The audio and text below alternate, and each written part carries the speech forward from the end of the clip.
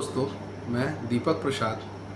आज हम डिस्कस करेंगे section 15 and 16 of transfer of property act. Section 15 and 16 जो है वो एक्सटेंडेड वर्जन है सेक्शन 13 एंड 14 का। सो सेक्शन 13 एंड 14 ज़रूर देखें। आप चाहें तो मेरी वीडियो में मिल जाएगा, आप प्लेलिस्ट से देख सकते हैं। सेक्शन 15 को हम एक इलस्ट्रेशन के माध्यम से समझने की कोशिश करते हैं। जैसे ए जो है वो एक लाइफ इंटरेस्ट क्रिएट करता है बी के फेवर में, और उसमें एक क्लॉज मेंशन करता है कि बी के जो अनबॉर्न चाइल्ड हैं, अगर उसमें मेल चाइल्ड होता है तो उसको प्रॉपर्टी जो होगी वो एब्सोल्यूट ओनरशिप के साथ ट्रांसफ़र होगी, और वहीं अगर फीमेल चाइल्ड है तो उसको प्रॉपर्टी जो होगी वो सिर्फ लाइफ इंटरेस्ट के तौर पे मिलेगी। अब इसमें क्या होता है कि बी जो होता है, बी की डेथ हो जाती है और वो अपने पीछे उसके 3 बच्चे होते हैं, लड़के और एक लड़की। तो क्या इस तरीके का ट्रांसफ़र वैलिड है? इसको हम सेक्शन 15 का जो बेयर एक्ट की लैंग्वेज है उससे हम समझने की कोशिश करते हैं। बेयर एक्ट इसमें कहता है कि if on a transfer of property an interest therein is created for the benefit of a class of a person with regard to some of whom such interest fails by reason of any of the rules। Means इसमें बात आती है कि अगर कोई ऐसा transfer किया जाता है जिसमें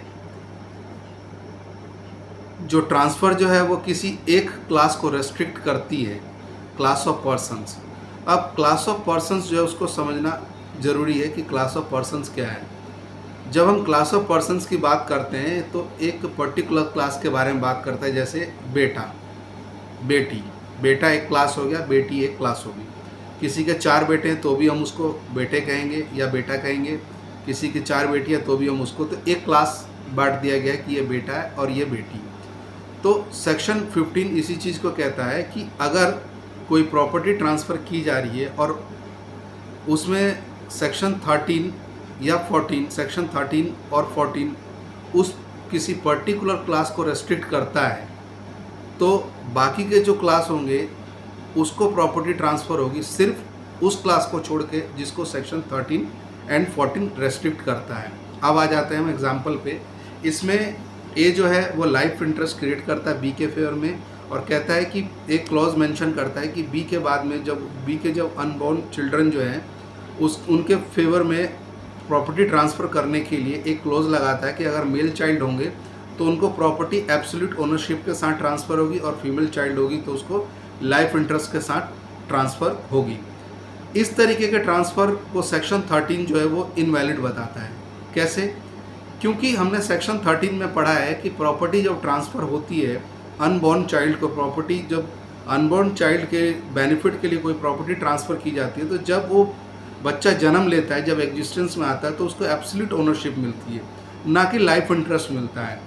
तो अगर हम देखें तो लाइफ इंटरेस्ट फीमेल चाइल्ड के केस में ये क्लॉज जो है वो इनवैलिड है। लेकिन उस फीमेल चाइल्ड के क्लास को छोड़ के, डॉटर क्लास को छोड़ के, अगर हम मेल और बेटे क्लास के बारे में बात करें तो उनको प्रॉपर्टी ट्रांसफ़र होगी। सेक्शन 13 जो है वो सिर्फ फीमेल जो चाइल्ड जो है उसका जो लाइफ इंटरेस्ट है उसको रेस्ट्रिक्ट करता है, फीमेल चाइल्ड के ट्रांसफ़र का लाइफ इंटरेस्ट को रेस्ट्रिक्ट करता है, ना कि मेल चाइल्ड को जो एब्सोल्यूट ओनरशिप ट्रांसफ़र होगी उनको रोकता है। तो एक क्लास फीमेल क्लास को छोड़ के मेल क्लास जो है उसको पूरी प्रॉपर्टी ट्रांसफ़र होगी। ऐसा हमेशा से नहीं था। 1929 से पहले अगर किसी एक क्लास को रेस्ट्रिक्ट किया जाता था तो जितने भी ग्रुप ऑफ पर्सन्स जो होते थे, क्लास जो होते थे, वो किसी को प्रॉपर्टी ट्रांसफ़र नहीं की जाती थी। सेक्शन 13 एंड 14 जो था वो सबको रेस्ट्रिक्शंस लगाता था, सब किसी को ही प्रॉपर्टी ट्रांसफ़र नहीं होती थी। लेकिन 1929 के बाद राजा बजरंग बहादुर सिंह वर्सेस ठकुराइन बख्तराज कौर के केस में सुप्रीम कोर्ट ने ये जजमेंट दिया, ये पाया कि ये इंडियन कॉन्टेक्स्ट में, इंडियन सोसाइटी के परिप्रेक्ष्य में इस तरीके के ट्रांसफ़र को सही नहीं माना जा सकता है। तब सुप्रीम कोर्ट ने ये गाइडलाइंस दी कि जिस क्लास को सिर्फ रेस्ट्रिक्ट किया गया है उस क्लास को छोड़ के जो बाकी के क्लास होंगे उन सबको प्रॉपर्टी ट्रांसफ़र की जाएगी।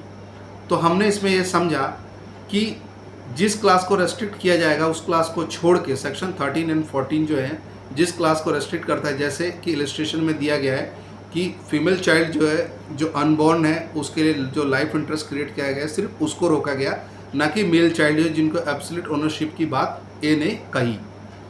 तो इसके अंदर सिर्फ जिस क्लास को रोका गया उसी को प्रॉपर्टी ट्रांसफ़र नहीं होगी, बाकी सब क्लास को होगी। अब हम आते हैं सेक्शन 16 के बारे में। सेक्शन 16 क्या कहता है?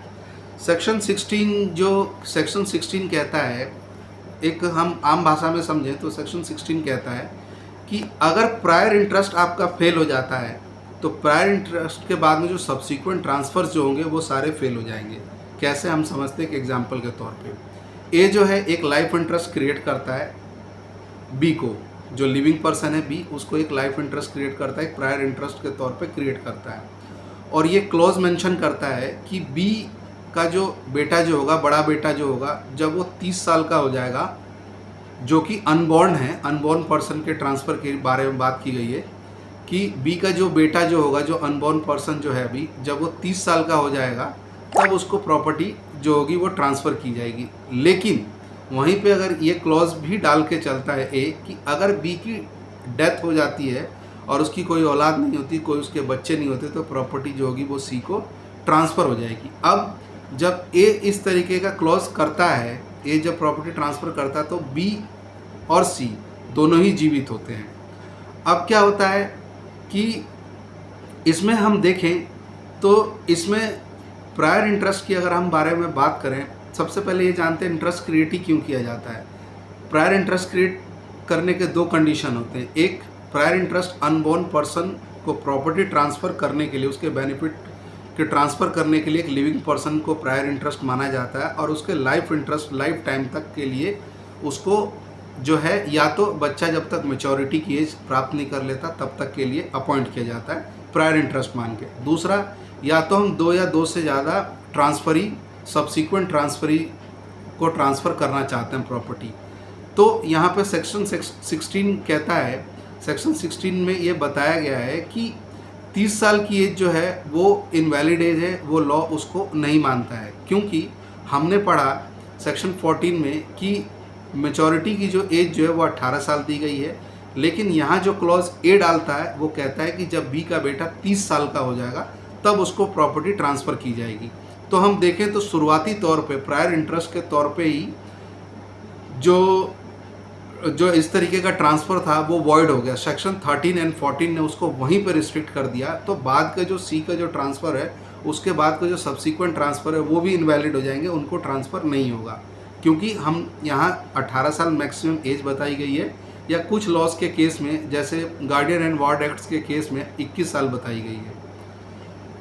अब साथ ही साथ मैं आपको ये भी बताना चाहूँगा कि सेक्शन 15 एंड 16 जो है, अगर कोई प्रॉपर्टी पब्लिक बेनिफिट के और इंटरेस्ट के लिए ट्रांसफ़र की जाती है in the interest of public benefit, तो सेक्शन 15 एंड 16 जो है इसको रिस्ट्रिक्ट नहीं करता। आई होप आपको मेरी वीडियो समझ आई होगी। इन केस अगर कोई डाउट है तो आप मुझे कमेंट बॉक्स में कमेंट कर सकते हैं, एंड वीडियो को लाइक करें, सब्सक्राइब करें, हो सके तो शेयर करें। Thank you so much. Till then next video.